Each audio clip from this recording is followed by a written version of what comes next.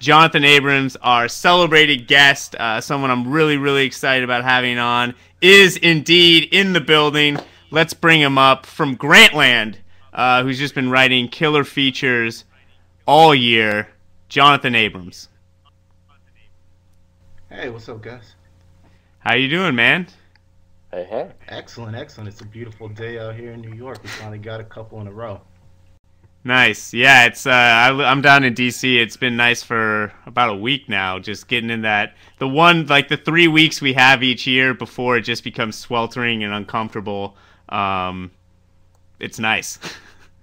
Yeah, before you walk outside and you start sweating immediately. Yeah, exactly. You come home, you're like, okay, I need to take a shower. You get out of the shower, just start sweating immediately. There's no escape. Well, let's jump into some of the stuff you've written this year. I'd be curious to know, like, when you go into a big story or a meaty story like what's going on with the Gerald Green resurgence, what is your attitude about the subjects, and how do you go about prioritizing information and your storytelling process? Well, I mean, one thing that I'm blessed with at Grantland is I have a bunch of time to work on stuff. Yeah. Before I signed on, they told me quality over quantity, and they really stuck with that. And it's really, really, I mean, a lot of people don't get that opportunity, so I'm really blessed to have it. So I read everything I can when I'm about to go into a subject, and that can take a while. And I just try to flush everything out, stuff that could be relevant, stuff. Even if it's not relevant, I want to read it because it possibly could be. Who knows what the final product is going to be? So I mean, that's always the first thing I try and do. Yeah, Gerald Green is obviously like lighting the highlight reels on fire with his dunks, and he's playing hard.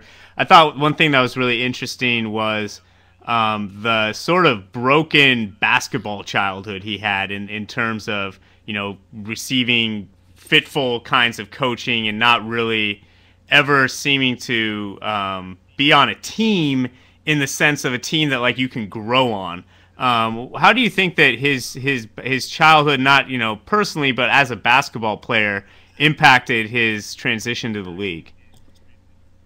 Well, I mean, I think he was a guy who was done it a lot when he was younger. He reached a point, and when he got to that point, he kind of just settled. And the thing that kind of stuck out with me and why I wanted to do that story is because, I mean, I've seen a bunch of guys, guys like Cole Young and Lenny Cook, and guys who were supposed to be sensations, and once they got kicked out of the NBA, or Lenny Cook didn't even make the NBA, but once they were gone, that you just never heard from them again. And then here's a guy who went to the D League, went overseas. It's been almost 3 years since he was in the NBA. He finally came back. That was a thing that kind of appealed to me about Gerald's story.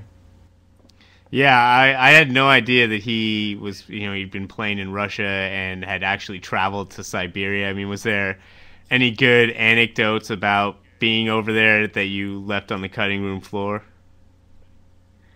I think I got the couple ones that he said into the story. The one about like just people in Russia had never seen a black person before, so they were curious about it and coming up and touching his skin to see if it was real. I mean, that would freak me out if I went to Russia and do that to me. So it reminded me of that. Sorry, go ahead.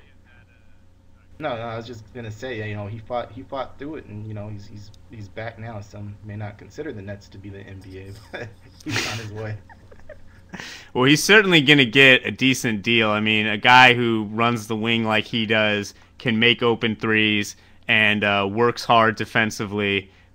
He'll have a place in the league, and it looks like for a long time. So it's a really pretty uplifting story. And it was interesting that also kind of one of the subtle heroes of this was Eric Musselman, who is someone who's kind of maligned throughout the league. He got bust as a coach a couple times, kind of got run out of town, but he seemed to be one of the welcoming people who helped Gerald get back where he is now. Yeah, Gerald said that he wouldn't be, where he is right now without Eric Musselman. So maybe, who knows, maybe in a couple of years Eric will have his own redemption story. Yeah, you can bring Gerald over to play for him.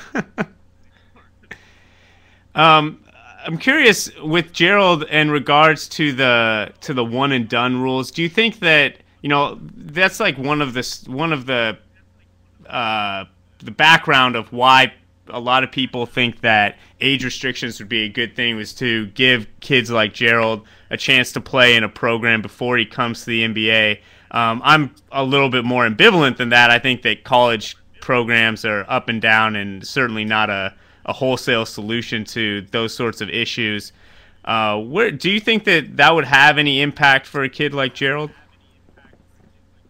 I mean, I think it would have. You know, everybody is different. There's all different people. I think if he had gone to college for a year, it would have benefited him. But would it have benefited, a guy like LeBron or Dwight Howard or Kobe or those guys? Probably not as much. So, I mean, everybody is just different.